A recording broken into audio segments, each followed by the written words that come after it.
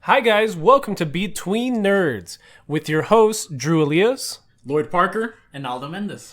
and this week we're going to be talking about Madoka Magica. So, what did you guys think?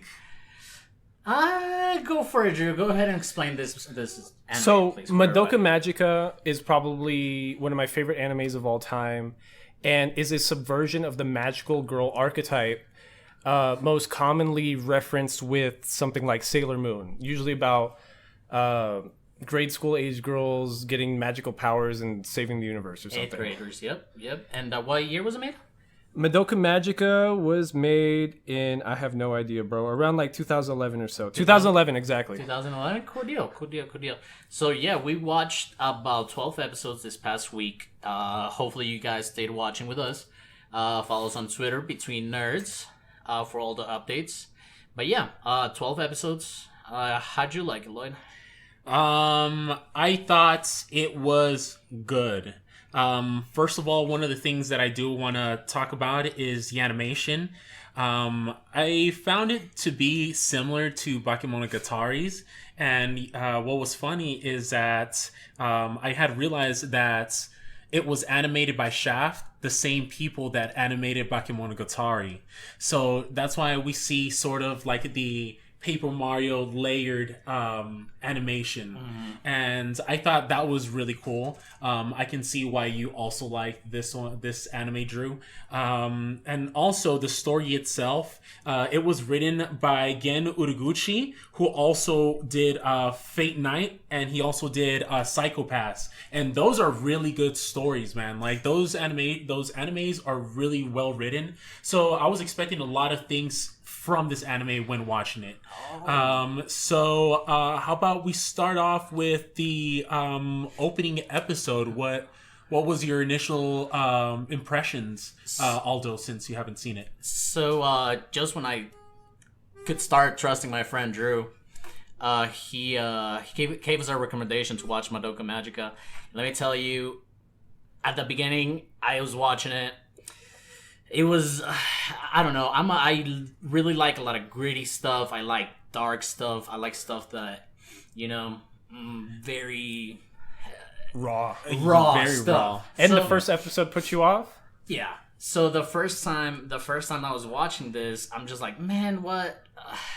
At least it wasn't slice of life kind of thing anymore. For 3 weeks in a row? Yeah, for 3 weeks in a row. But just when I thought I couldn't hate it more, the last 2 episodes Really brought it back. reeled me back in. Oh, And- brought your interest back. Yeah, reel me back okay. in, and I was able to enjoy the entire anime because of it. It gave you reference. Honestly, yeah, I really liked the anime, and it was good. And like I said before in past episodes, if the anime is gonna convey a good point at the end, as long as it does that for me, the whole thing just comes together really nice. In response to Lloyd's question about episode 1, so basically the scene that is set is that we find out that there's a mysterious transfer student, which gives hints of things like Haruhi, because if somebody comes in late in the school year, why are they doing that? And what we learn is that there's already a group of girls at this school that have magical powers and have made powers or made contracts with this little cat bunny eared thing that gives them their magical powers. They get any wish, and in exchange they have to become a magical girl and fight witches. Kyubey, right? Yes, his name is Kyubey, the little rabbit cat thing. From the get-go, I saw this guy. I was like, this guy's a dick. This guy's just an antagonist. And You immediately thought that? yeah, I immediately thought that. Really? Yeah, because his pushiness to the whole... So for people that haven't watched this, these magical girls, they encounter this magical being. In this anime, it's being portrayed as a little cat-looking thing with halos on his ears and stuff.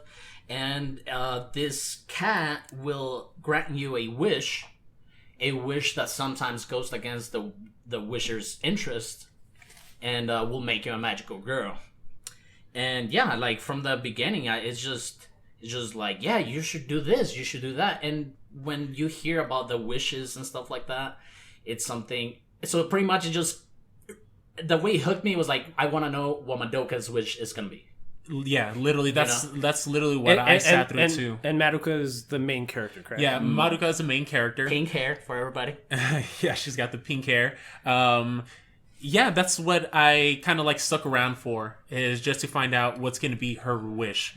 Because going back to Kyubey, I didn't think initially that he was like the villain or even had malicious intent until a couple of episodes in, where we start meeting some of the other girls.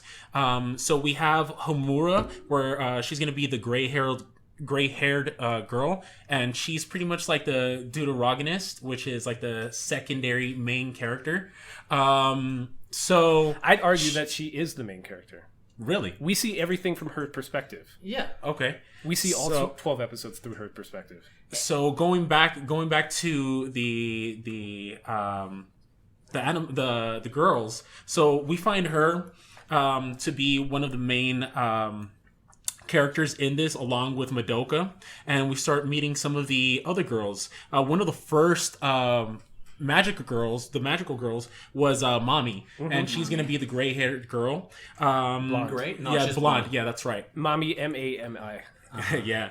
So we end up meeting her, and later on we meet Sayaka, where she has kind of like a bluish hair. But Sayaka And then- was already Yeah, Sayaka's Sayaka- best friend. Sayaka's the best friend of my Oh, Madoka. okay, for sure. And what's the other one that comes along later? Kyoko. Red hair. And she's got the red hair. So as you can tell, all these girls have different colored hair. Which is a magical girl. Yes. Pretty much. It's an pinpoint. archetype. Yeah. Yeah, it's an Yeah. archetype for sure. It's also a metaphor for the personalities almost. So back to the magical girls, we start finding out what their wishes are throughout the episodes. So one of the most interesting ones to me was Sayaka's wish, which we got to see that, like Aldo was saying, sometimes the wishes will. Most of the time, the wishes went back, was not in the interest of against the the wish. Yeah. interest, yeah. So, for Sayaka, she had been seeing this boy she was in love with. He played refer to him as the violin boy, because I can't recall his name right now. But he had gotten into an accident and he had damaged his arm. So later, when we see that Sayaka decides to make a contract with Kyubey, this is where I started seeing that Kyubey has a sort of like malicious intent, because he didn't have the girl's interest. No, Absolutely not. And the whole time he's instigating for them to become a magical girl. So that's when you start seeing that he's got not malicious intent, but he he has ulterior motives. yeah, he definitely has ulterior motives. And so with Sayaka's wish, that's where we kind of really see how like it kind of like goes on. But we see that the girl Sayaka starts going through some grief. Because the boy gets healed with her wish. That was her wish, to heal the boy, and he can play his violin again. And the boy was a bit of a prodigy, so she was proud of him. But after she had made the wish, we started seeing the Sayaka grieve about the decisions that she made, and how becoming a magic girl wasn't in her best interest, because of how they start realizing that eventually they're gonna turn into a witch.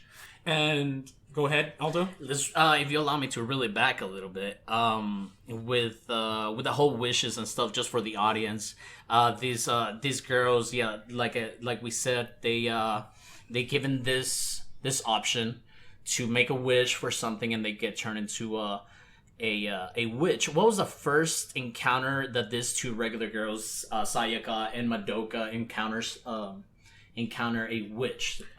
They were on their way home, and they ran walk into a labyrinth. They walk into a labyrinth. So the witches set up a labyrinth, which is part of their powers, which is like a closed space area, in reference to Haruhi, that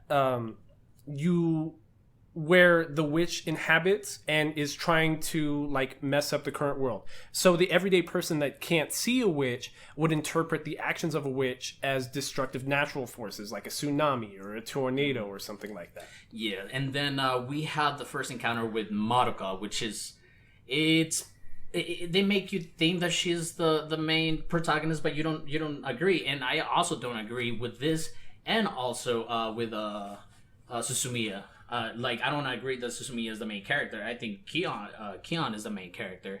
But then she starts hearing these voices from Kyubey, some help cries. He's like, "Hey, help me out," because the gray haired girl, what's her name? Homuda is trying to kill him, but she's trying to kill him with a different agenda in mind. Yeah, we go back. Yeah, to that, and then we don't find out what was her wish before that, or why she had the intentions to get rid of Kyubey. So there's a mystery at the beginning of the anime. Maybe the first 6 episodes, pretty much just a mystery of how hard was this wish for every girl to make. What I think initially draws you in is the animation style that Lloyd referenced a little bit earlier. Is because not only is it by Studio Shaft, which I'm glad you were able to look up on that, and like I'm glad you noticed the consistencies in that, because what it looks like to me, if I were to describe it to the everyday person, it looks like the first season of SpongeBob, where there's those real world 2D drawings roughly animated over the animated 2D setting. And so it basically all the witch animations look like cardboard cutouts moving sloppily. Like it looks like movies from the 90s made like that. It threw me back to, I don't know if you guys ever watched the Yellow Submarine little mini animation. That's exactly what it looks like. That's exactly what it is. The Beatles animation. And like I was just looking at it, I'm like, wait, am I on acid right now? It's really good trippy. Like in the Labyrinth is really good. What's that French animated movie from the 80s that's super weird? Something Planet. Oh, Fantastic Planet. It almost mentioned it. It almost looks like Fantastic Planet. Yes, and it's really trippy. This labyrinth that the witches make. Like Sayaka and Madoka just walk into one of these, and that's where Mommy saves them. Correct, Mommy saves them and introduces them to this whole idea of the magical girls. Magical girls are here to protect the world from witches. Spread hope, and make dreams come true. Just like fucking Sailor Moon. Yes. Exactly. And this is what I was not hooked at the beginning. Turns you off. It turns me super off. Like, I go soft pee-pee on this.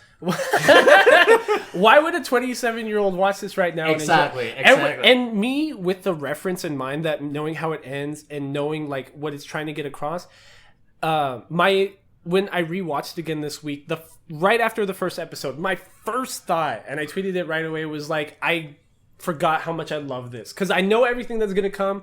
I know how much I'm gonna enjoy this. Like, just having that all refreshed to me in the very first 20 minutes, I was like, I'm so excited for this upcoming week. And I'm sorry if I can just dissect the anime a little bit more. Besides the visual effects in the Labyrinth, from Shaft, the Shaft studio, the dead looking in your eyes. If you guys that know animes, a lot of the time when you see a defeated character or something like that, they go into this little death stare, and they all have this throughout the whole season, and which I find really awesome. I like it. It's off-putting. Mm-hmm. Yeah, it's off-putting, which I like. And the early episodes end, I'd say, with the end of episode 3, because a witch kills Mommy, which ended up, which was fucked up. I was like, wow, they just like the whole just right before it, just what am I trying to Madoka and her just have this amazing, like, this little beautiful moment. They're like, oh, I'm not gonna be alone. Mommy's like, I'm not gonna be alone because you're gonna be my partner, and we're gonna fight, and we're gonna be happy forever. And Homuda keeps saying, like, no, get the fuck out of there. What are you doing? Homuda seems to be the only level-headed one, even though we've only seen bad aspects of her. She's portrayed to be the early villain. Okay, so I'm sorry. Go ahead. Since we're talking about this, this is one of the reasons I really dislike the anime initially, is because Madoka's just fucking dragging herself in there. And I'm like, why the fuck are you doing this? Mm-hmm. And then going back to the wishes, it's like, Kyubey lets them know that if they don't collect the grief seeds, which are some seeds they collect after defeating the witch, which pretty much purifies their soul gems. And so what I don't understand, if they know that they're gonna they have a chance of eventually turning into a witch. They don't know I feel there's a sort of like a paradox here. It's like, why are you going to turn into a witch? Into a magical girl if you know that you're going to turn into a witch eventually if you don't collect these grief seeds. And then it goes into these girls grieving about some of the stupidest short-sighted decisions that they have made, and I don't understand why they're trying to make this deal or thinking about. Hold on, I think you skipped a really major point real quick. I'm sorry. They don't know till the end of episode 7 that magical girls turn into witches. They just know that they need to cleanse their soul stone. The Yes. soul stone. So Soul when a regular girl decides to make a wish to become a magical girl, Cube, this being, this cat, this asshole, look, as soon as you see him, you're gonna that's an asshole right there, and he just takes out your soul, and puts it like in a stone, and then these girls wear this stone, and that's where their soul is. But since they're separated from their physical body, they get to fight witches and. But you're both skipping something. We don't even figure out that they're separated from their actual bodies Oh, until like later. episode Yeah. 6. Till later. Yeah. So like early on, all we know is that they're getting these magical powers, and this cat seems to be super nice because he's not only granting wishes to solve like car accident, mishaps and stuff like that, but he's also giving these girls magical powers and they're making the world better by defeating witches. And then, but we do find out that the reason they have to do that is because they have to collect the grief seeds, which he needs in order to balance the universe. Right.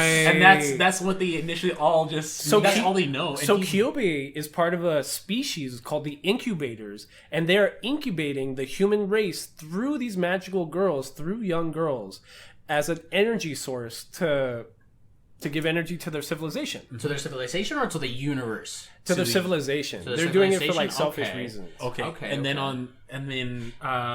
So when I guess when I saw this, it's like, initially, this is because later on they kind of reveal why, but initially I was like, why the hell does he even pick humans? You know, even at that, little schoolgirls, you know what I'm saying? And Very I was emotional, like, very emotional beings. That's schoolgirls. why, because Yeah, they're but emotional. All we those don't find out right. till later on. But initially, whenever I was seeing this, I was like, why the hell is he even picking them? Like, they're so ignorant sometimes in the way they think. Innocent. They're very selfish that's sometimes. why. Not only is it that they're emotional, they're easy to manipulate because they're young. But I didn't see when I'm seeing Of this. course, I'm just of like my course. brain is just like oversaturated with fucking. When you're a little anger. kid, you were like, "Oh, I want to grow up so bad," and now look at us. We're sad here talking about. We're a lot more mellow about our sadness now. Yeah. That's hilarious. But yeah, I didn't, and that's when I started understanding a little bit more about the story. But the way kind of like I didn't know that the not knowing initially was really ticking me off, because the whole like couple of 8-9 episodes, it's all about Madoka's journey and trying to struggle whether to decide to become a magical girl or not. And she's always shitting on herself. She's always like, Yeah. I'm not helping my friends. I'm such a burden. But she's the one that like finds herself going on these adventures, like this witch huntings, with her friends, even though she doesn't have powers. And the whole time she's being a burden, like they're just carrying weight here. Not even, because she's not even in the way. But the cat makes it seem like she's not doing enough, and the cat's always like, "Oh, well, you could save them if you make a contract with me, blah blah blah." When Sayaka's in trouble, it's like, "Whoa, Madoka! If you just turn into a magical girl real quick, she wouldn't be suffering right now. This is your fault." And then she you're gets suffering." stopped every time by Homura. And she gets stopped all the time. And then later on, we find out Homura's intentions. But yeah, like the cat is just making, like we said before, this easy to manipulate young girls. He's just like, well, if you really want to help, then do Sell me your this. soul. Yeah. But they don't even know it's like their whole soul just yet. But he's just like, and that's why I started thinking. I was like, this fucking cat is a little piece of shit. Absolutely. But going back to the Sayaka plotline that you brought up earlier, the Sayaka plot ends with she turns into a witch because what all magical girls end up giving through a wish is also a curse. That's the opposite side of a wish. And the curse is basically them messing up the world, but it also turns them into a witch. Because when they're full of despair, their soul gem becomes corrupted and becomes a grief seed, and that grief seed turns them into witches. So, for example, Sayaka's witch, when one of her best friends from school starts dating the boy who she gave her wish for, and that boy doesn't even acknowledge her anymore. Hitomi, the green hair girl? Hitomi, yeah. And she becomes super distraught and full of grief, and she's not protecting herself or her soul gem or purifying herself.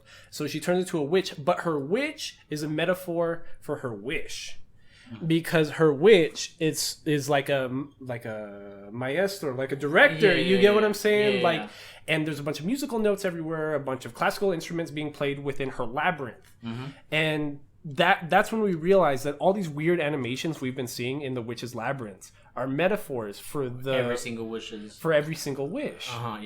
That's and then they get their powers. You missed that? No, well, I did see that, but I didn't know that the other ones, like you were saying, it's a metaphor for that, because some of them that I would see, I'm like, where are they even getting these? How are they even turning into this kind of witch? And how there's no consistency in whatever the girls, whenever they turn into a witch.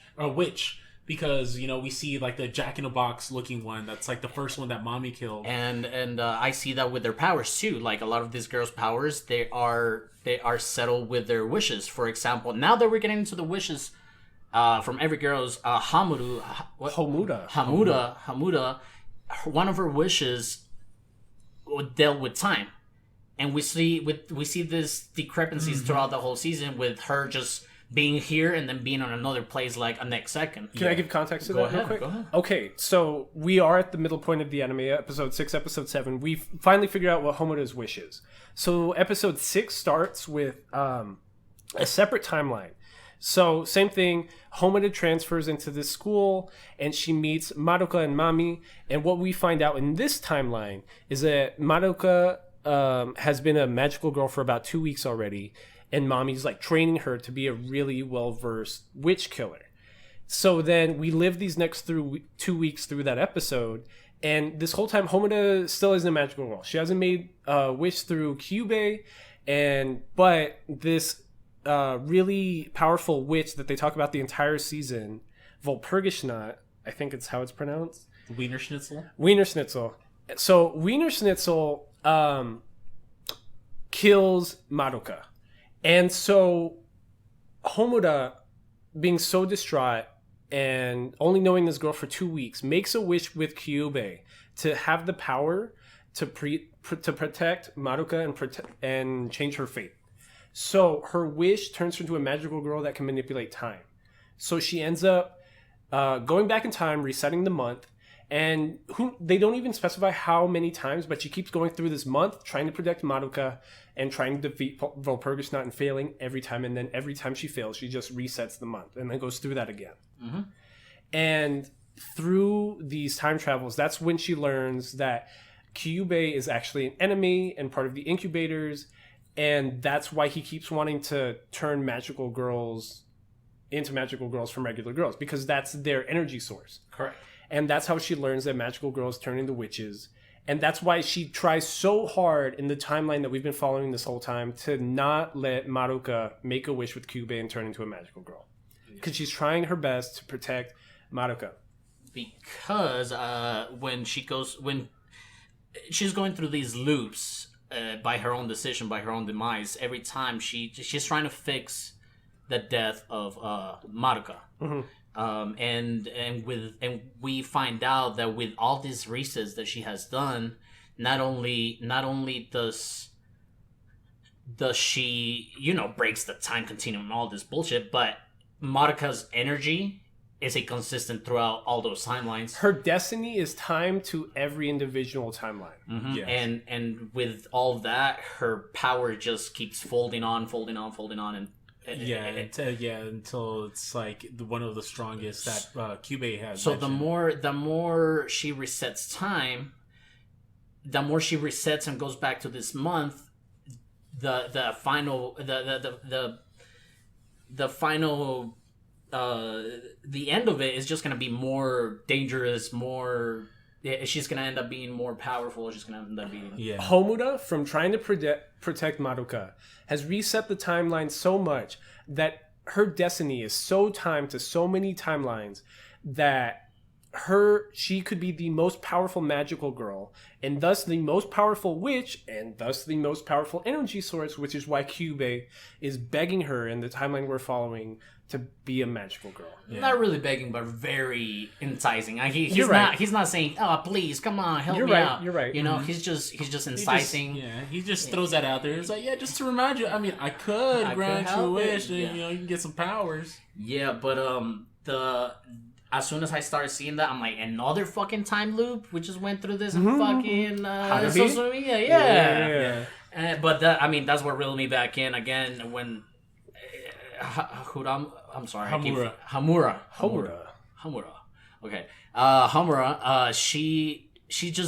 She's getting broken up throughout all these resets. She really cares about Madoka. She just keeps being this. She just keeps getting duller and dull by every reset that goes on. But what I really liked this is later on in the episodes, which is 9, where we find out why Homura really wants to save her and how she feels about her, is because when we initially see Homura, she's a very shy girl. She's introduced as a transfer student in Madoka's middle school, right? Or high school. It was a middle school. Middle school. So she comes out as a very shy girl, and we start seeing her become part of pretty much her best friend. And her relationship with Madoka in that episode, you see how it just grows and how it turns Homura from a shy girl to a very confident, a very loving character that really wants to save her friends and sees how much grief they've been going through. And she pretty much... She's like Madoka and the initial ones, trying to really protect her friends. Oh, absolutely. And we get to see that, and we really understand why. That's why I actually understood why we're going through all these whole 8 episodes. The episodes you didn't like? Yeah, that I didn't like. But up to that point, that's where I was like, okay, now I am glad that this is coming a bit full circle, more complete. And now I'm starting to understand why they're going through these, why they're making some of these dumbass decisions and why we're in this place to begin with. I'm almost offended that for those first 8 episodes, you didn't trust my taste. And you questioned it. I still don't trust your taste. You still don't trust my taste? Yeah. Was I right? Was I right? Great. It comes full circle. It's great. Great. It's I'm so glad that I finally have a medium that I can drag my friends through something for a week to just be because I'm always that person that you gotta get through the first season, you gotta get through this episode to really like this, and especially my girlfriend Karen hates that about me, that why would I watch a whole season of something that I hate to get to something good? But is this not worth it? It's because that's a story, man. It's a journey. It's a journey, man. What I'm saying is I'm grateful for this podcast because I can drag you guys through this. There's no way in a regular setting I could get Lloyd through these 12 episodes when he hates the first 8. If I didn't have to watch it, I would not watch it. And wasn't I right? Should this not be a classic? It's a classic already. It's a classic already. I do agree. It's the best written magical girl anime ever. I never seen other magical girls. To be fair, I haven't either. I'm a 90s baby, so I've seen bits and pieces of Sailor Moon. Yes. So I have no idea what the plot is of Sailor Moon. I just know that they're cool and they just... They gotta turn into magical girls to save their high school. Yes. But for sure, this had multiple episodes. And at least with this one, and with this is a solid 12 episodes that tells a story, gets a point across, and you actually get to learn a little bit something about it. And that's why I do agree that this is a classic. I do question your choice in animes, but I can see why you really liked it. It's the story just really it was wholesome. This was another wholesome story. I've said in past episodes, it's as long as they get a point across. As long as I haven't watched this first 8 episodes with magical girls are just making dumb, naive decisions, and Madoka just being this pessimist girl. Oh, I'm all this. But at the end, it just brings it all together, and it's really good. And I'm glad it brought it all together. Because at the end, I was like, oh my god, like it's good, it's good. I was touched by it. I'm not gonna lie, I was touched by it. Yeah, the last 2 episodes really just bring it all in together. So to be fair with that, the only episode I wrote specific notes about the entire episode is episode 11. So. Lloyd's saying the last 2 episodes are the best episodes. So episode 11, the ending of episode 10, Sayaka dies as a witch. And the red-haired girl, which is... Kyoko dies killing her witch self, right? So episode 11 starts with Madoka, like, walking around and it's raining, which is the most obvious metaphor that something sad's happening, correct? So that's also the episode where we learn that the thread of destiny is tied to Madoka and that the incubators are behind it all. So I wrote something really weird that I had to Google about incubators. So every time the incubators pride themselves on being hyper logical, correct? Yeah. Every time magical girls do something emotional, they're like, why would you do that? That's illogical. Every time something bad happens to a magical girl, they're like, it's only natural. Why do you care? Mm-hmm. The incubators are what I would describe as utilitarian. They sacrifice a few for the sake of many because it's, air quotes, only natural. Right. The entire thing. Yeah, it's only natural. And they consider emotion a mental disorder, which Kyubey flat out says in the same episode. So, when you fall into despair, your soul gem turns into a grief seed, which is another metaphor that, like, even though you might go into a wish with the best intentions, which gives you something pure. For example, Kyoko, like, just wanted to help her dad's, like, church. Yep. But at the same time, it just ends badly for her, which, like, it's just the cycle of grief and despair is just... You know what that reminded me of? Tell me. Of the monkey paw from Bakemonogatari. Mm-hmm. How we were saying that you make a wish, Conflicts but with the wish. Yeah, exactly. So the wish comes true, but how the wish comes true, how it manifests, is a completely different story. And in this case, it really just brought grief to the girls in one way or another because their initial intentions didn't plan out as they wanted, and we see them see what they love the most or what they really wish for to really just crumble beneath their feet and actually create a worse situation than they initially intended. Absolutely. And I really thought that was pretty messed up. Because, but deep, deep in a good way. I mean, I'm sorry to interrupt you, but like, what it made me think was that, I mean, just happiness is not. It doesn't. It is not attached to your certain situation. Happiness is gonna be always in your head, you know. Absolutely. In your head, because I mean, I feel like I've done some fulfilling stuff in my life, you know, like one of my biggest things back in the day was moving to Vegas, and then I did. Did I find like super happiness? Yeah, I did, but then it fades away. So it reminded me that happiness is not something that a goal or something. It's something that you have to keep working on. Shout out to Mental Health Month. Yeah, right. Is it still Mental Health Month? Yes, it is. Oh, okay. So. Yeah, shout out. But yeah, dude, I mean, that was one thing that I really tripped me out. But another to tie that in, go ahead. I'm sorry, going back to the wish that Sayaka was making. She wished for this friend that she's interested in. This friend that she's interested in. But to give a little more context on that, before she made her contract, she was spending a lot of time with his friend at the hospital. His friend was sad. You know, he couldn't play the violin anymore. He was just beaten up, and she was sad about it. But you know what? At the end of the day, she was spending a lot of time with him, and she was trying to help him. And maybe without that wish, she could have just, you know, keep hanging out with him. And then she made that wish that then conflicted with her emotions because of the green hair girl and stuff like that. So, you know, she already had a good situation with him. His situation wasn't, I mean, it was bad. She felt betrayed that she gave up so much to help somebody, and then some other girl snatched her away.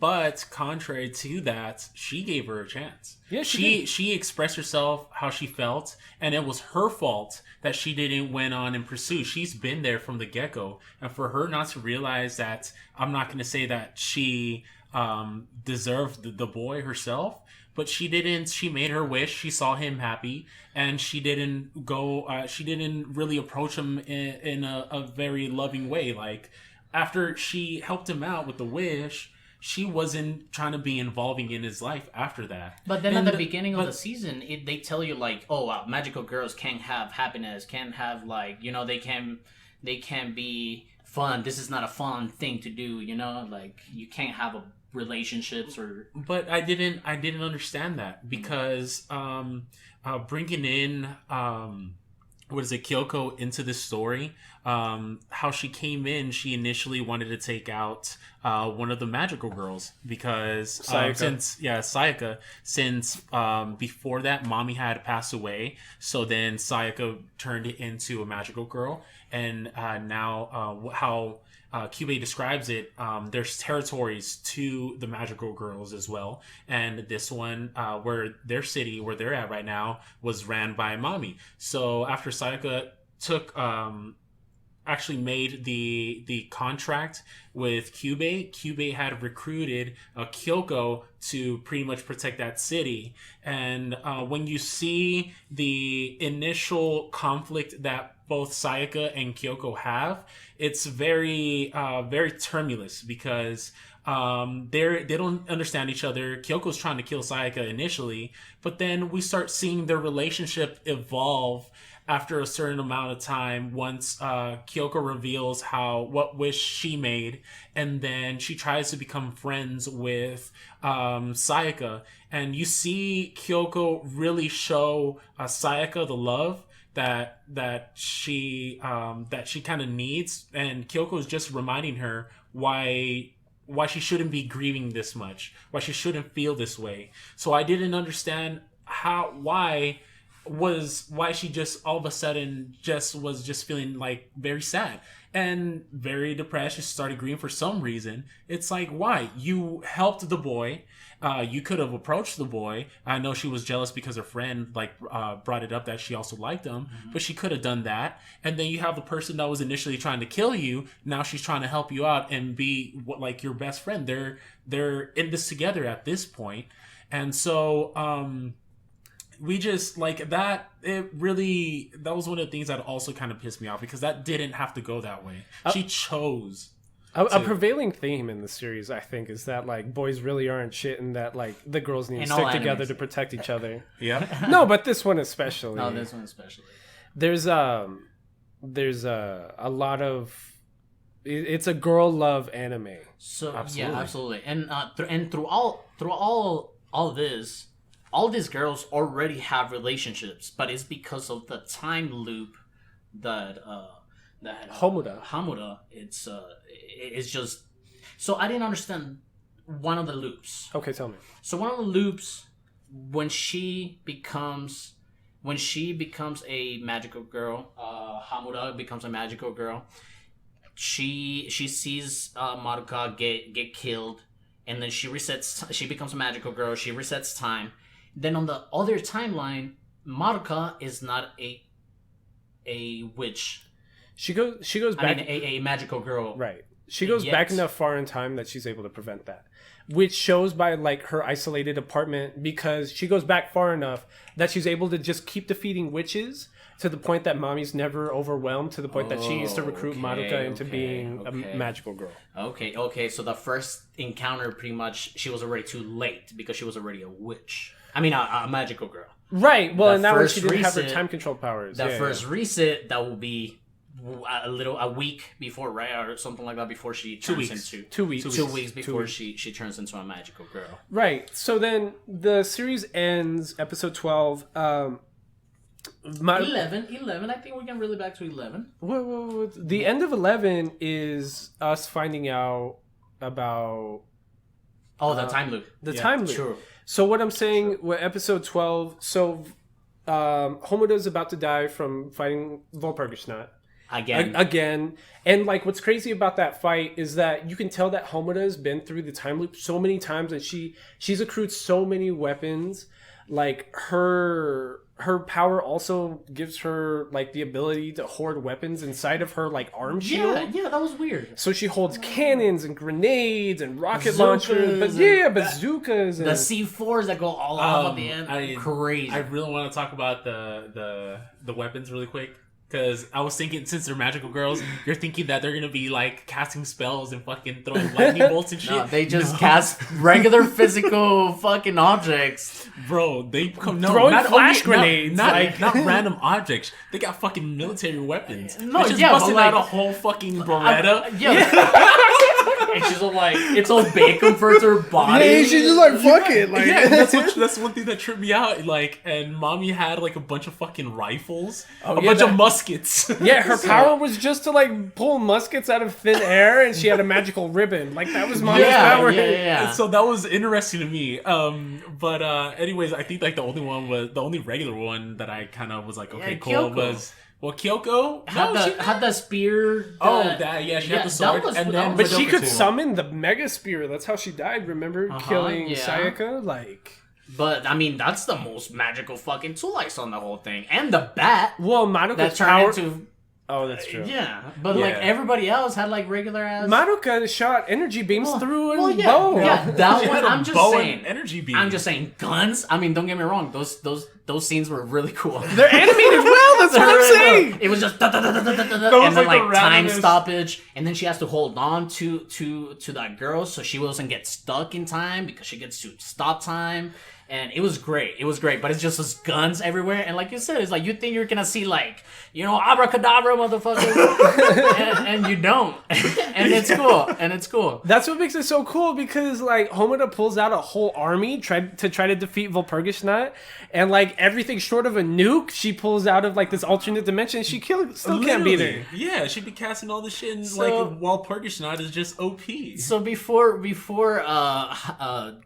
we get to the end of episode 12, Hamura she tells Madoka about what is going on. She tells her about the loop. It's like, dude, I know you don't know, but I've been trying to save you from the get-go. Please, please, please don't turn into a magical girl. Please, whatever happens, it's like, I'm gonna try to kill this dude, and that's it, But please, please don't turn into a magical girl. And then we start going into the final battle where she's just tired. She's just tired from reliving this past month for who knows how many times. And it's a wonder at that point how her soul gem wasn't full of grief and despair already. Because she had hope of saving Madoka. Oh no, you're right. Yeah. You're right. Yeah. You're right. Absolutely. Yeah. She had that. She For had a all purpose. those times that she did it, she never lost hope of saving Madoka, which was her best friend. Yeah, because even then, Madoka like was really also a very supportive character towards her when she like found out. Here's my issue I've always had with Which the was one series, episode. Yeah, it was one is episode. how weirdly obsessive Homoda is. She only knew Madoka for 2 weeks. Yeah, no, and I was gonna bring this up. All these animes that I've seen stage in the high school stage, This one's younger. No, I know, but like it just school stage. Japanese people are really trying to convey that friendship is really important, and people being nice to you is really important. Yeah. And you should care for that. And not till I watched this anime, I realized that. Because before I would question, it's like, oh my god, it's like you just know this person for 2 weeks, blah blah. But I think that's a point that they're trying to convey.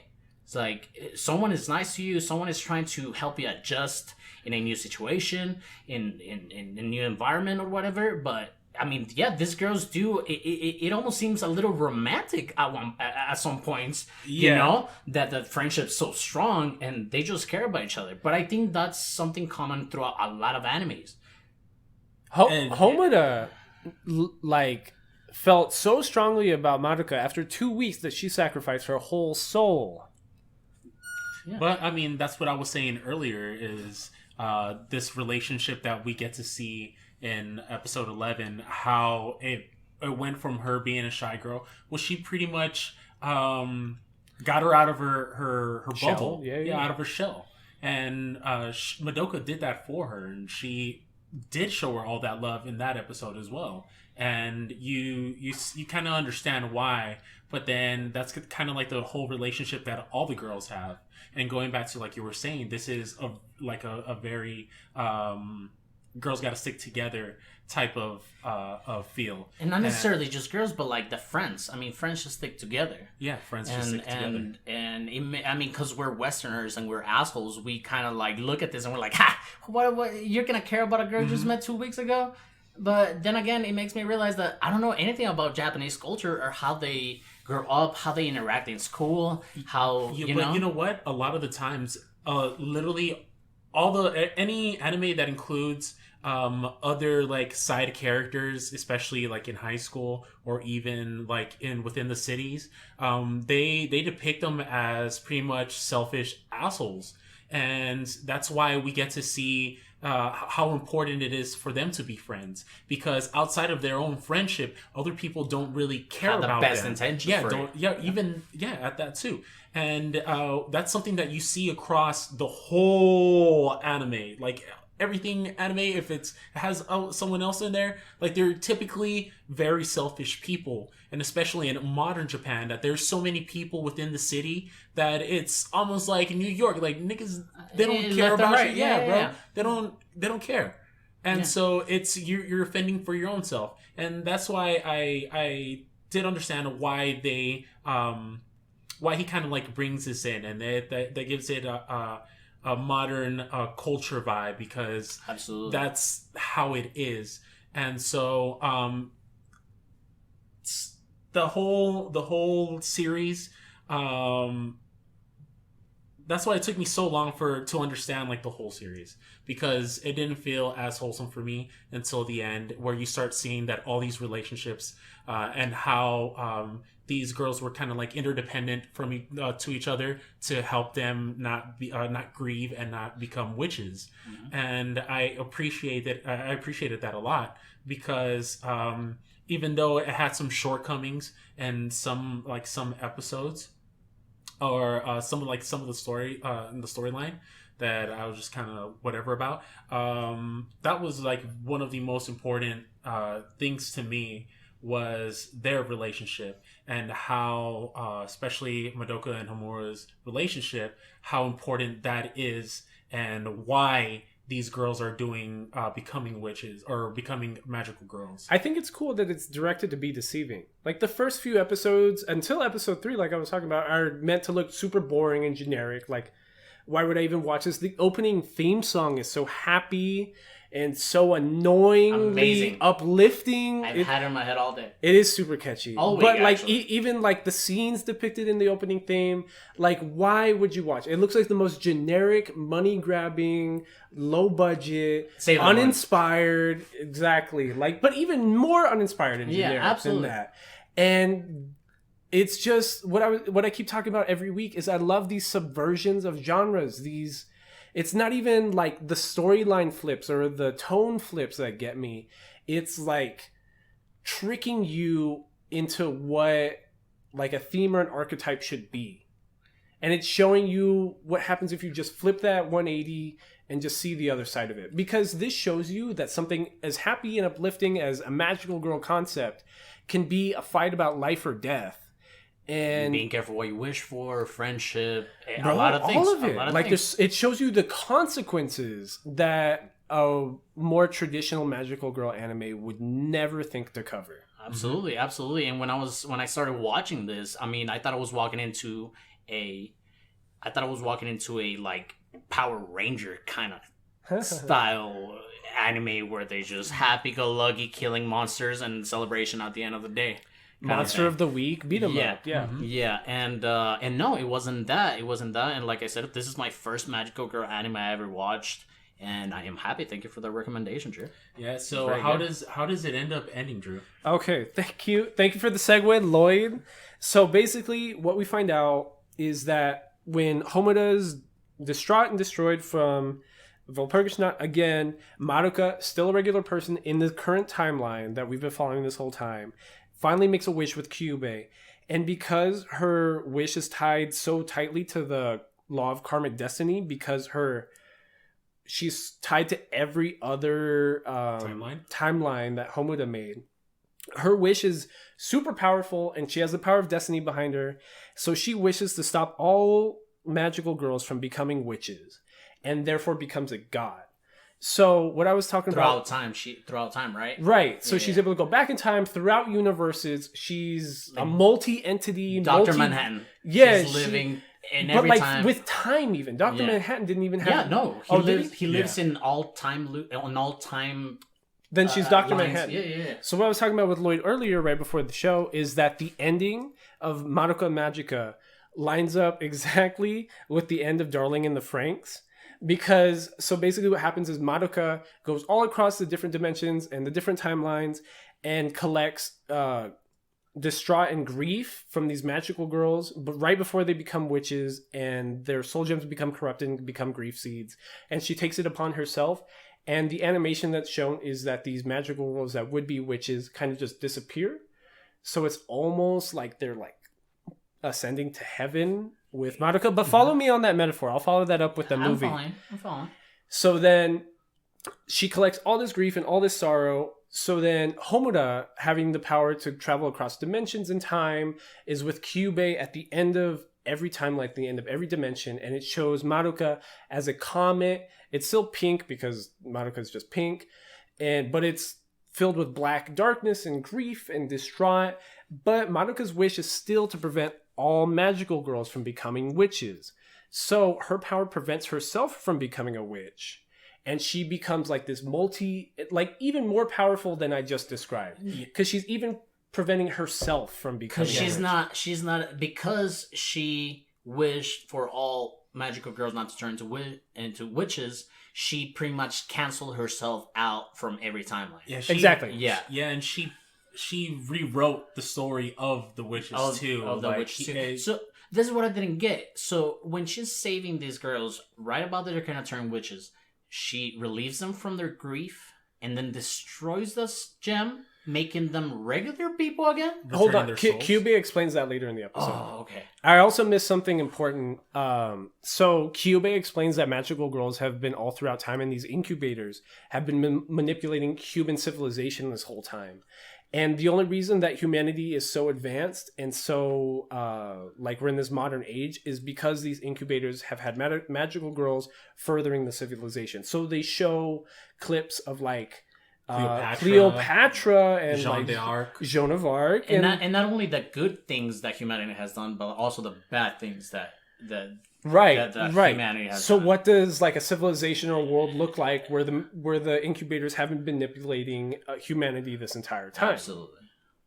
So then, what was your point? So, I'm sorry. No, you were saying how explain how the metaphor of the God, like ascending to heaven. Yeah, ascending to heaven.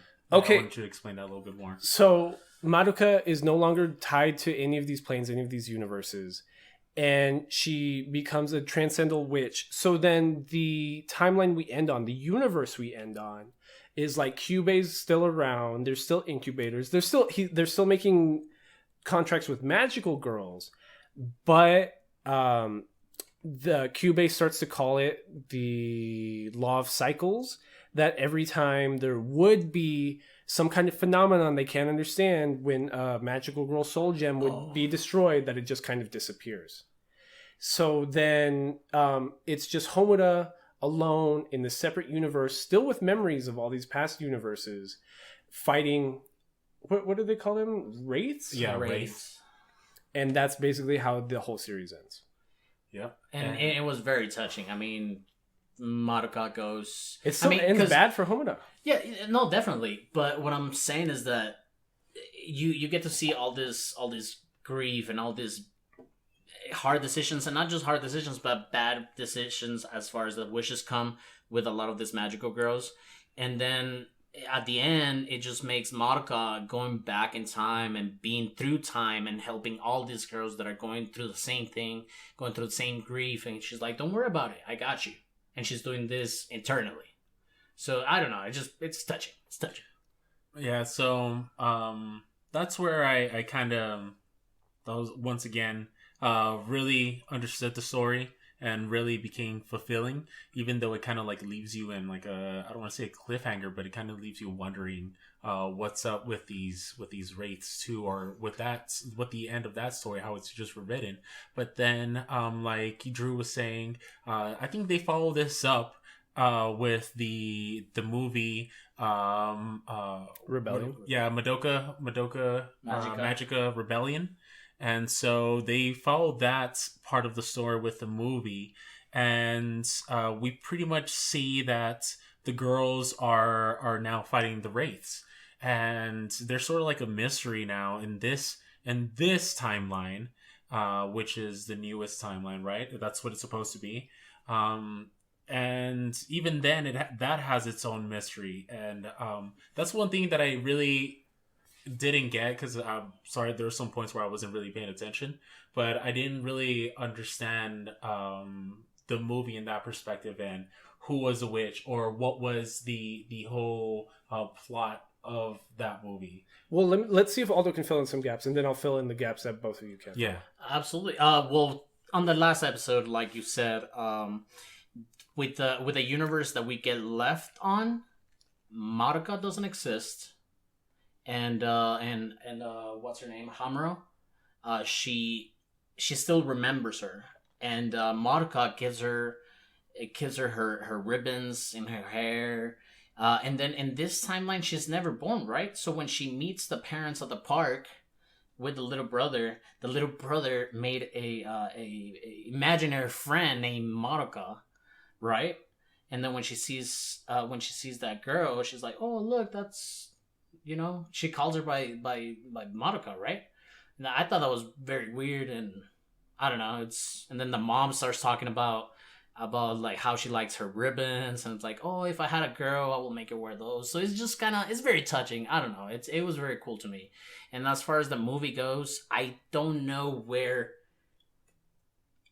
the whole thing latched on. I don't know when she made that shell. We'll talk about it more, but So basically, the movie is the same timeline and the same universe that episode 12 ends with, but we don't know that yet. So it starts off where it's every magical girl we've met so far, even the dead ones. So it's Homoda Amami, Madoka Sayaka, and Kyoko. And they're all just like going through everyday magical girl stuff, which is cool because it gives context, because we finally see their magical girl transformations, which is like, you've ever seen Sailor Moon? You've ever seen Sailor Moon again? Like, that's like a big part of the anime, is the animation that shows what they're transforming into their powers. And I thought that's one of the things that I thought I was gonna see a lot during the season. Right. And you don't see it at all. And then I saw it in the movie, and I'm like, oh, well, fucking finally! Like, isn't and that it cool? looks cool. Yeah, Yeah. It looks really cool once you see it in the movie. And we finally, what we also notice is there's a character following the magical girls around, which is Bebe, which is, if you watch the series, you know that this is the witch that killed Mommy and bit off her head. Because it's visually telling that it's different anime, is different paint, is different animation, is different. Like, this baby character is just floating on top of their whole world. Right. So then, Homeda, having been through all these different universes and all these different timelines, is smart enough to realize that this is not how things should be. She can't put her finger on exactly why, because even she's confused on like who's real, who's fake. But she starts confronting Bebe first, being like, "Hey, you don't belong in this universe. What are you doing?" And then she confronts, because Bebe's basically Mommy's pet and helps her defeat witches.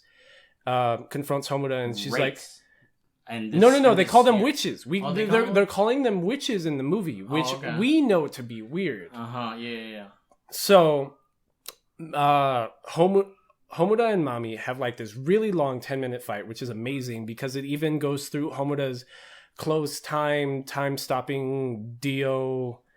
And Mommy's like more. They show more of Mommy's like ribbon magic and whatnot.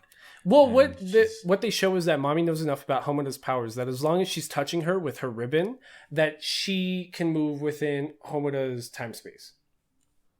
So it's basically them shooting a bunch of guns off and on, and Mommy does come to the conclusion that she doesn't belong. And then her trying to kill Homuda, Sayaka comes in also, and she has full control over her witch power, which we think is super weird because number one, Sayaka should be dead. Number two, how does she have a magical girl have control over her witch power? And it just leaves this really big, ugly cliffhanger, and that we don't even know what's going on. Yeah. And that's halfway through the movie. That's halfway through the movie, which I honestly I couldn't finish because the link stopped working and stuff. But from what I got, the last thing I got is that Hamura she finds out that the only inconsistency in the whole thing is herself. She finds out that she's not, that all these, like all her friends are pushing to keep this thing untouched but her, and then at the end she finds out that she is within her soul stone, correct? I think so. No, you didn't follow. So because I started getting lost because she knew that Madoka's not supposed to be real, but we still see Madoka too, and it's just kind of like, so what's really going on here? So after a certain point, Hamoda is able to put two and two together and realize that nothing adds up. And she's able to realize that we're in a labyrinth. We're in an isolated, self-contained labyrinth within Homoda's soul gem, as a regular witch would be, but instead of her becoming a witch and it being external because Madoka's now a god and doesn't allow magical girls to become into witches, right before her soul gem would have been destroyed or tainted enough to become a witch, the incubators are maintaining it in this closed space to just keep her in this in-between stage, which lets the labyrinth become possible. So we learn that Madoka, Homoda, and Bebe are magical girls that work for Madoka the god to maintain these magical girls from becoming witches. Mm-hmm. So the incubator's main plot was they didn't understand what the law of cycles was, because as far as they knew in this new timeline, the law of cycles was just like every time a magical girl would become tainted, they just kind of disappear, and they didn't understand what that was. So by isolating Homoda, they were trying to isolate the phenomenon that is Madoka, and they were trying to collect that power. So Homoda, at a certain point, does not want the incubators to get Madoka, which is consistent with her character arc, because she's always been trying to protect Madoka. So she takes it upon herself that in this closed space, since Madoka can't touch her and is trapped within her isolated labyrinth, that she will become a witch and kill herself. Mm-hmm. So the witch animation is a giant overarching path that ends on a giant French guillotine, and Homoda's witch has shackles, and she is going to walk herself to the guillotine to kill herself. So what ends up happening with 30 minutes left in the movie is Madoka, Bebe, and Sayaka start fighting witch Homoda to try to turn her good and try to help Madoka get her powers back to purify Homoda, which they're able to do, and Homoda turns back into her godlike state. But Homoda or Madoka becomes a god again, and she becomes her godlike state. But Homoda, so overcome with grief, is now evil, kind of. Mm-hmm. And this is where that metaphor into Christianity comes full circle, because she even talks about dragging Madoka down from a god and creates a whole nother separate universe into herself in a whole nother timeline again. So she becomes the metaphor for Lucifer because she dragged down God from heaven. Oh, I see where you went with that one. So then Rebellion ends with another timeline, another classroom. Homoda's already there, but Madoka is a transfer student and comes into the school. But it ends with a hallway scene where Madoka's like, this isn't right, I shouldn't be here, and starts activating her magic powers, even though Homoda's just like, can you just stay and just accept what I've created? Oh, I see. It becomes a whole nother loop again. It ends on a cliffhanger, so it's implied that we're missing a whole nother something that we never got. Yeah. And this came out in 2011. Okay, so knowing this, Aldo, what do we ultimately rate this? Well, how do you rate this? All right, I'll go first. I'll give it 10 out of 10. Really? I gotta give it 10 out of 10. It was very anticlimactic for me at the beginning. I honestly wanted to hate it with a passion. I wanted to come here and satisfy Drew with all my hatred to it. And let me explain something to you guys. Throughout these recommendations by Drew throughout the week, he's always wants to taunt to like to see how we feel about the thing. And I'm not gonna go with it. I'm not gonna tell him what I feel about it, but I did want it to hate it. I didn't want it to hate it until the last 3 episodes. You didn't trust me. It really be Matt Kin, and honestly, for as low as expectations I had, I really can't give it anything less than a 10. I was just hoping to see this shitty ass magical.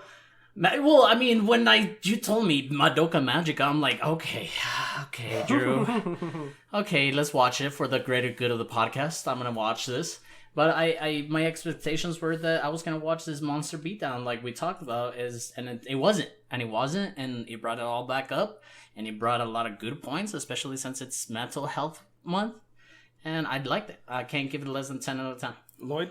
I would give it like an 8.5. That's pretty high. Yeah, it is pretty high. For a magical girl? Anthony Fantano standards, that's high. Yeah, because Bakemonogatari was also pretty good, but I think I would definitely rate this on top, a rank higher than Bakemonogatari. You gave Bakemonogatari a classic rating. That was it was a classic rating, but I didn't give it an 8.5. Yeah, so that's definitely better. So, anyways, the animation itself was also pretty top tier to me. The story as well, especially because it throws you out of a loop, and initially the story is I also held it to a very low standard when I was watching it, Aldo. But throughout the time, I really became also invested in some of the characters, and I felt fairly strong about their connection, especially in the last 3 episodes. Like we said, that's what really brings the whole anime full circle, and just the culmination of the friendship, the animation, the sincerity of some of these girls. Like, they're very charismatic characters, and knowing some of these metaphors that you had brought up, Drew, was very interesting to me, because that is something that I kind of picked up on, but not as much. And when I was like watching it by myself, and now knowing that, it just makes it way more wholesome than what I expected. And to say at least, I wasn't expecting much. Well, you were saying that it's kind of like of a shonen. I don't think so. I think this is a very well written. Did I say that last week? Yeah, you said it was the closest to a shonen. Yeah, but no, this was definitely a solid story. It was a story. So where's that 1.5 that's missing? Like, what are the negatives there? The negatives is literally some of the lackluster in some of the initial episodes before the last 3. That I felt like they were not as well connected as I wanted them to. But that I didn't feel as like too invested into the characters until I started finding out some of their reasonings, and because honestly, initially I was just upset the whole fucking time I was watching. You were, and that's why, like, what Aldo was saying, when I'm prodding and like I'm trying to get y'all's understanding, even though I'm not supposed to, like, you had a completely negative viewpoint towards it. I kept telling Karen this week, I'm just like, it's just gonna be me on an island by myself because Aldo and Lloyd cannot stand this anime. And I'm sorry, go ahead. But yeah, to be honest, that's where we're missing the last 1.5. Is how it took so long to get to the peak and the payoff that you couldn't even appreciate it at that point. Yeah, and at the apex of the plot, it was there, it was hitting, and I was feeling emotions, and I was like, "This is it. This is what I wanted." It took so long for me to get that. So episodes 11 and 12 are like a 10, but everything else is like a 6. And so we got like an 8.5 overall. And Yes. I do have the same feelings about what you're saying. For me, the first episodes, the first 8 episodes are very unclimatic. I cannot grasp a connection between these characters. I really don't care about these characters throughout, episodes 1 through 8. And I could give it a less, bitty rating. But the reason I give it a 10 out of 10 bitty rating, it's because it just came around so nice and beautifully, and it wasn't something like so you see this sometimes in shitty writing where they just bring up like a wannabe M. Night Shyamalan fucking twist into it. It's like that doesn't even make sense. It's like that doesn't even make sense. But this anime, they got M. Night on the thing and they fucking flipped it around beautifully. Well, for me, I hope this week has taught y'all never to not trust my taste in anime, even though at first it seems like I've betrayed you, because obviously I know what I'm talking about. Number 2, the historical context of Madoka Magica is a little bit of a later Shaft production. And one of the biggest turnoffs, or like the memes or jokes already at this point about Madoka Magica, is the idea of girl love that is prevalent throughout. And we talked about it a little bit. Sayaka and Kyoko in the movie have a scene where Sayaka basically tells Kyoko straight up, like, I couldn't wait to come back to this universe because I missed you so much. I couldn't wait to see you again. The whole idea of all the self-sacrifice that Homoda does in regards to Madoka is a lot of like obsessive. There's even a scene in episode 12 when Madoka is turning into a god, where their souls are metaphorically naked in front of each other, and they just can't, like, Homoda just wants to be held by Madoka. Absolutely. Which, like, the metaphorical context is just like their souls are naked in front of each other. They're bearing everything in front of each other. And which is all Homoda wanted, was to just be upfront and close and just embraced intimate with Madoka, which she finally gets at the end. I really appreciate that we're bringing these topics at the end of our conversation throughout the whole anime, because as we mentioned before, all these animes have very underlining, like, current conflicts in society. You know what I'm saying? Like in this one in particular, it's kind of like, gay love, gay emotions for like other people. Like, you know what I mean? It's just there. We all could tell. I'm sorry, I don't mean to interrupt, but I don't think it's like a gay love. It's more like I love, like, my love for my boys, you know?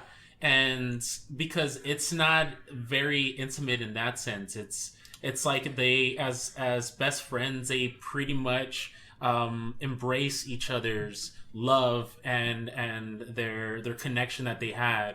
I don't want to berate what you're saying, but I don't think it's right. Well, I'll meet y'all in the middle. I agree with both of y'all's points, but it's kind of that platonic same-sex love. You're like, obviously these girls aren't trying to hook up with what's they're all in like 7th grade already. But the message is obviously there. Right, the message is there. And what could be off-putting is, like, if you're just scrolling through our anime on Reddit, or you're just on anime Twitter, all you know about Madoka Magica is there's a bunch of girl love in it, correct? Which will turn you off because you think a certain way, and you're a little closed off, and you don't understand what that means. Yes. But you watch this series, and you get a sense that it means a mutual respect for somebody of your in your same setting, and that knows exactly what you're going through, and has nothing to do with intimacy or sex, even though some people could see it that way, which isn't entirely wrong because the implications are there. Absolutely. But that's not the overlying message, and it comes down to a matter of respect between these girls. Yes, definitely. I completely agree with you. And and this is something that turns off a lot of people from watching anime, because there's this very obvious kind of things on top of the story.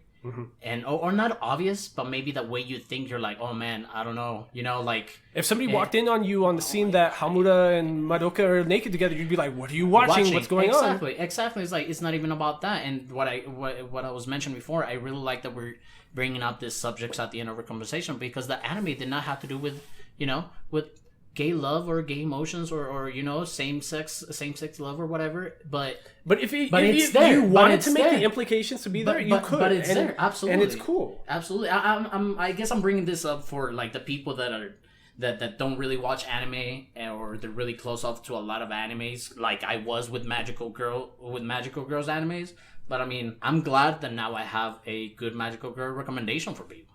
Yeah, absolutely. And this is something that you can definitely recommend as, something besides shonens, because a lot of people that do, I don't want to make myself seem as super anime buff, I don't want to sound too pretentious, but you need to explore beyond just the shonen, or anything that's very actiony, because there's so many different animes out there that do have these messages, whether it be a love connection, or whether it may be just finding your own self, as a lot of these could be, because we all know in Japan they do have a lot of people that are just very lonely, and but that's one thing that I really appreciated about these last two animes that we watched, is that these underlying messages are more than what the anime makes it seem. That's what it makes you very. They're so emotionally evoking that that's why I consider these some of the staples of even most recent animes, because you see some of these things being touched upon in newer animes now. So that's what I was going to bring up. So over the past 3 weeks, we've watched my 3 favorite anime of all time, which have been my favorite anime since high school, which I keep bringing up every week. And they're all pretty old at this point. They're all almost 10 years old, Madoka Magica being the most recent, published in 2011.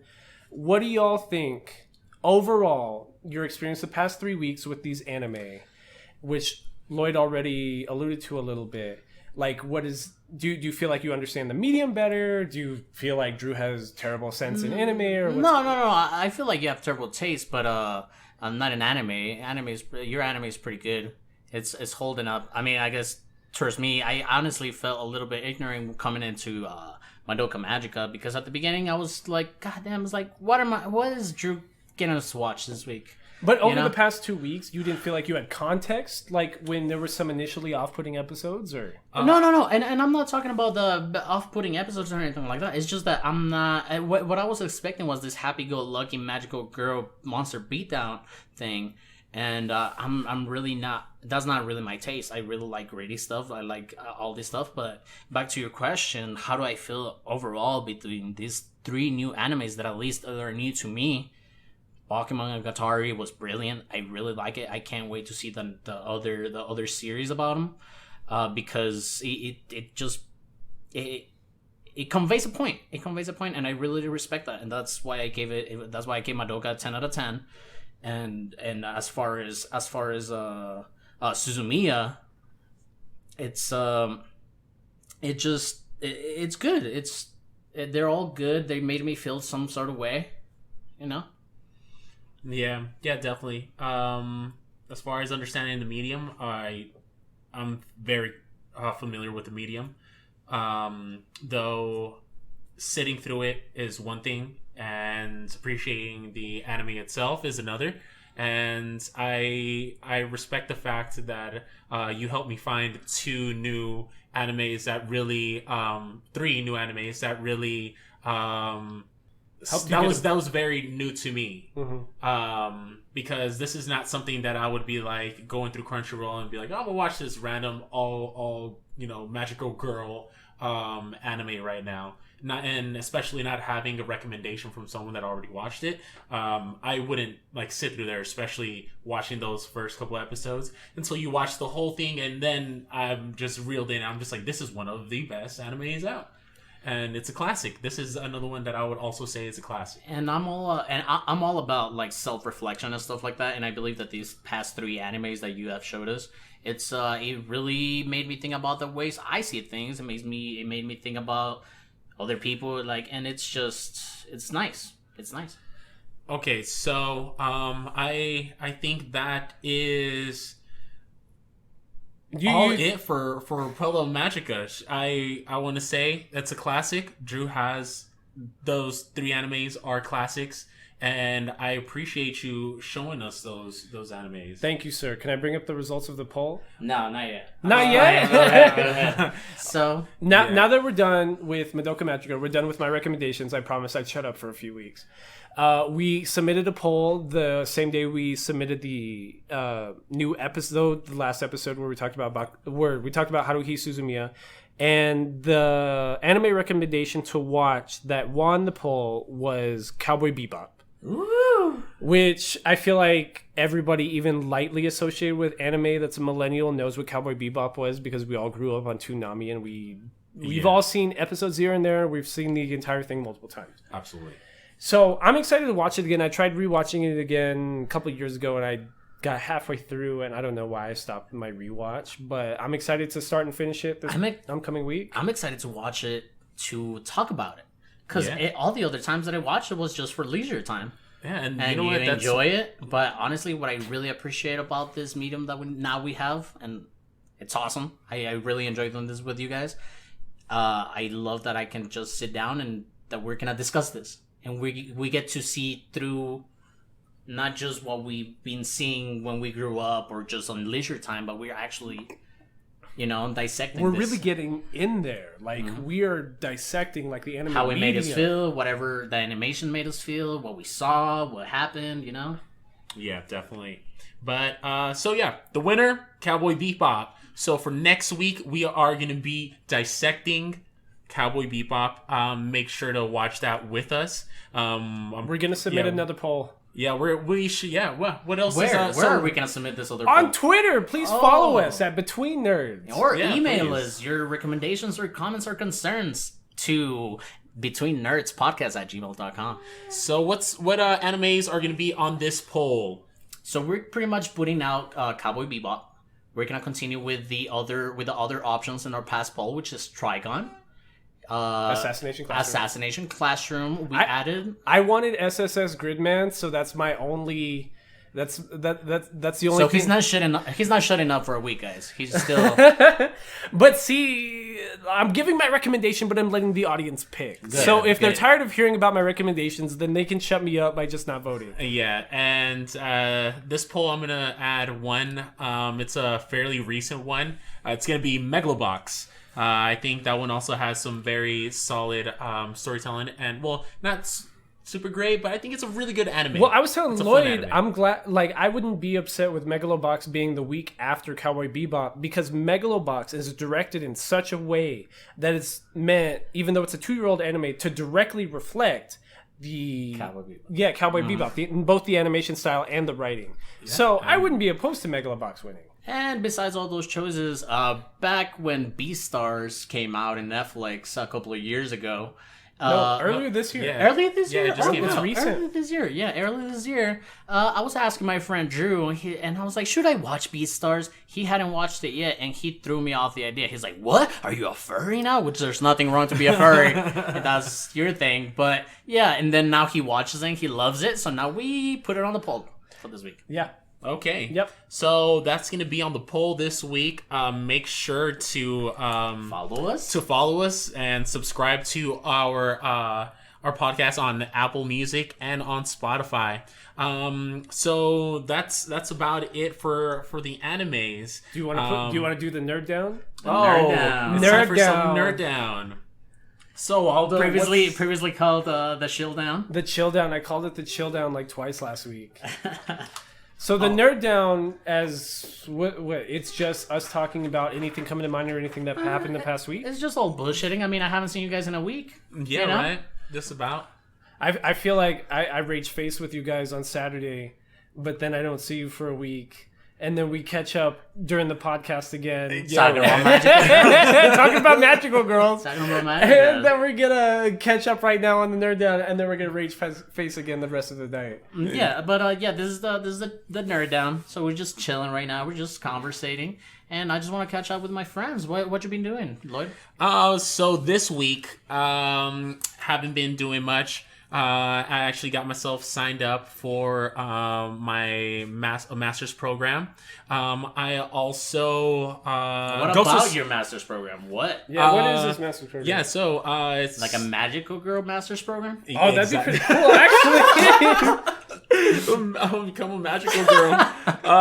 Yeah, so I'm gonna get my master's. I sent my application for my an MBA. And emphasis in project management. What's your BS? My BS is mechanical engineering. I've been working in manufacturing for like 2 years. So one thing that I kind of liked was that the management side of things and working with, pretty much taking on a project or a task and just seeing it through all the way is very fulfilling for me. Whoa, so, I'm not interviewing for a job, bro. Yeah, no, but I'm telling you why I kind of decided to just put the application for that. Oh, okay. So I just write that down. Write that down. That was good. You almost had me. That was a good thing for an interview. I almost hired you for something. Yeah, so I did that. I sent that in. And then you mentioned your AC was fucked up, no? Yeah. Oh, yeah. So I got a project coming, home project next week. I'm gonna rewire my AC unit because the guys that set up my AC unit actually used the wrong gauge wiring. So they use a 10 gauge wire, which is only rated for 20 amps. Yeah. So we have to replace it with the circuit breaker and the wiring. So I have to get a 8 gauge. Okay. Which is going to be rated for 30, 35, I believe. Something like that. How much is it pushing? Well, right now, I mean, How much is it pushing through the 20 amp rated one? It's supposed to be rated for 40 amp circuit breaker, and then if you change the circuit breaker, you have to change the wire. Absolutely. So right now it's requesting too much power, so my circuit breaker keeps breaking. So I got to go hit up Home Depot. We're going to rewire the whole thing. And so that's pretty much my plan for next week. Y'all are nerds. The only thing I heard in that entire explanation was a bunch of just random words and numbers. Like that didn't make any sense to me, like at all. Yeah, well, we speak about nerd things in between nerds. Yeah. So. The range in nerd activities is so varied. I couldn't keep up for a second. How was your week, Jacob? How was my week? What did I write down on your notepad? I don't know. You said something about. Oh, I just bought Paper Mario: The Origami King. You did. I'm excited to play it. I haven't played it at all. I just bought it right before coming over to Lloyd's house. It looks interesting. I'm told. Well, random shit I've seen on the internet. It's not as good as old Paper Mario games because it misses the RPG aspects of it. But that's whatever. I just want a new game for my Switch. But I told Lloyd last week that I would watch the episodes of God of High School, which I finally did, and I have a major issue with the art style and the character designs of it. I don't understand why every character looks like they're blushing, and the same thing in Magica. They all have the blushing cheeks. But the nose is cute blushing. Because it's cute. Just because it's cute, you like it. I don't know what Koreans see people as like, but it just seems so like random that a more realistic looking character design has a completely blushed nose and cheeks. Okay.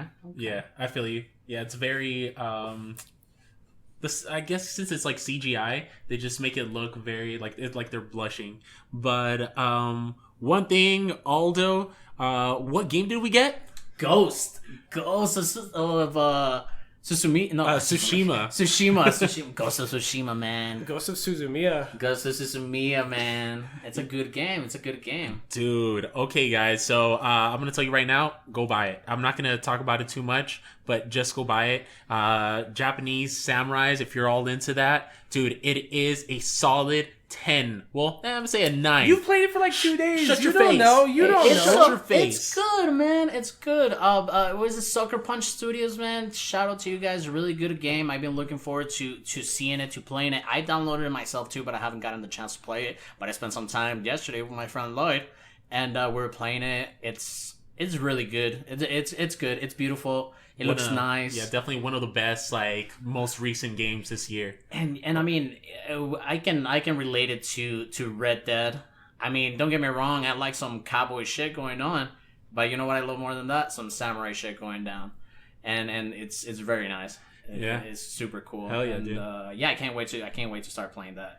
Well, so we were talking about earlier that you have something coming up, Aldo. What's going on with you? Oh, well, I'm gonna go to Colorado. Oh, it's my girlfriend's birthday week, so shout out to V. Baby. Yeah, shout out to V. And what's your birthday? Babe. On the 22nd.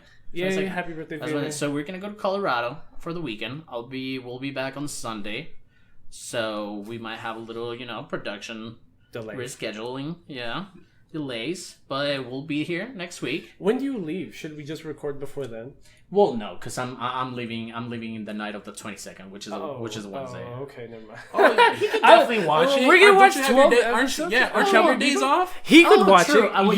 Oh, fuck. So Bro, it's Cowboy I'm Bebop. I'm the like, only I can one do that would that. have to like Unpack bump it. it up. Unpack it. Look. I'm down. Sure. If okay. Fuck. What time? Like Tuesday night, or what time are you leaving Wednesday? Wednesday, we're looking at later Wednesday, like maybe 7 p.m. Wednesday to be there in the morning. I don't get out of work till 4. If you want to record at 4:30 on a Wednesday, I can do it. I mean, All right. It's because that's my girl's birthday, so I can't. Oh no, you can't. So we are doing Sunday. Never mind. Yeah, It's because like- then the day before it'll be Tuesday, and The episode will be 2 days delayed next week. Maybe I think one day. I think we. Because I'll be here. We I'll be here upload on Sunday. what, a Sunday? I think I'll be here Sunday. So Sunday like, night you want to record? if you guys want to. Okay. Hey, man, I can do it if you're down. Okay. All right. Because we're gonna come back maybe like at 7, something like that, so I can just fucking unpack, just get home and just come over here and unpack Cowboy Bebop. If you're down, I'm down. Whatever. But and you're gonna take care of Seymour, Lloyd. Yep, absolutely. who's Seymour? What is Seymour? Seymour is a pig. Yeah, he's a. No, he's a pug. I He's mean, a pug. he's a pug. He's my pug. Shout out to Your Seymour. pug? You own a pug? Senor Seymour on Instagram. Follow him. He's cute. What? Senor Seymour? Yeah, and then I was learning Japanese. I'm learning Japanese, guys. Through How? Rosetta Stone. Rosetta Stone. Yeah, shout out through Is it on Rosetta your Stone. phone? Yeah, it is on my phone. How much was that? Like $50? Nah, dog, I got the lifetime one for $200. Oh, that's disgusting. Okay, so here's something embarrassing. Like, I've been trying to learn Spanish for the past 180 days. I've been trying to learn English for the past 10 years of my life. You're doing all right, bro. You're doing Thank you. So, according to my Duolingo app, I've been trying to learn Spanish for 180 days. But my thing is, so this past week, the Duolingo app is always trying to advertise their podcast. I finally listened to the Spanish Duolingo podcast. It's just a bunch of super sad, like really like adult stories about like stuff that's going on, but it's bilingual stories. Like they get a Spanish narrator, and then they get the main girl in English to describe what's going on if you get lost. But I don't know if I'm actively listening to the Spanish. All I hear are the super sad parts that the girl in English is explaining, which is like... You're like, oh, I understood all of Yeah, that. I but you understood didn't. the whole episode, Yeah. but I don't know if I'm learning Spanish any better. Hey, you're doing good, man. Yeah, you Can't doing wait. alright. I can't wait to talk to you in my native tongue. In your Yeah. native tongue. Yes. So, I guess to wrap this up, I just wanted to remind you guys that a lot of people are going through depression right now. We have friends that might be going through it and just ain't showing it. Just wanted to tell you guys that if you see any signs of your friend or anyone that you know going through it, or even if they seem suicidal, if you feel like you're suicidal, just want to remind you guys that there's always someone there for you, and the suicide prevention line is there to help you out in your times of need.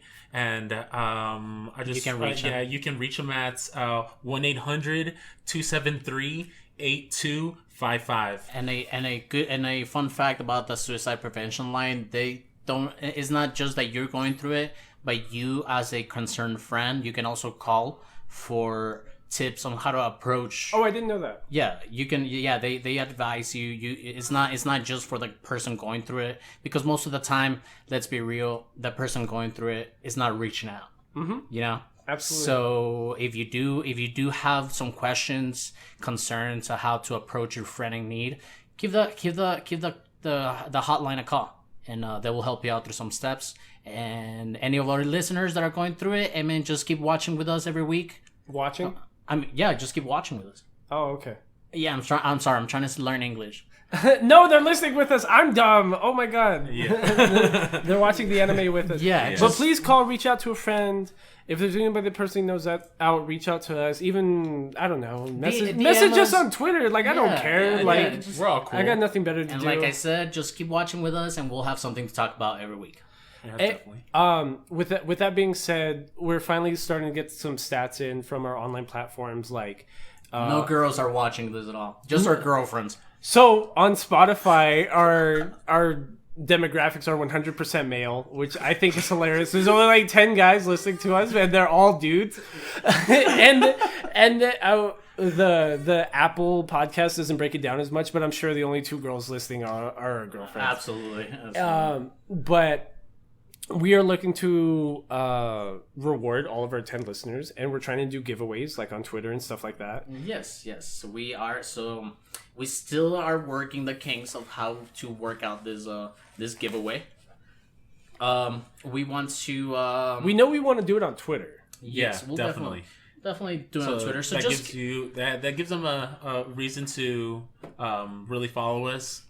Just keep an eye out. We'll probably tweet it, and I promise you, it's not going to be a lame giveaway. We're putting some thought into it. Yeah, we want something nerd relevant. Yeah, absolutely.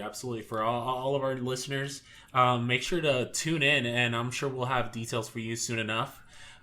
So I'd like to thank you guys today for taking the time, and this has been the Nerd Down. Yeah, this has been the Nerd Down. Thank you, the Nerd Down. But yeah, I believe that's it, guys. We'll catch you next week. This has been Between Nerds. Please follow us on Twitter individually at Drew Elias. That's DREWALIYAS. And also follow me at All These Vibes, and also on PSN KBK22 at 21. I'm sorry. Yeah, and you can hit me up at Boytetsuo. That's gonna be BOYTETSUO on Twitter, and give us a shout out. Please follow us at Between Nerds. Please ask us questions. Please let us know that you're actively listening and watching with us. And we'll hear from you next week. This has been Between 3 Biddies. Between 3 Biddy Nerds. Between the Nerd Biddies. Thank you for the Nerd Biddy Twitter.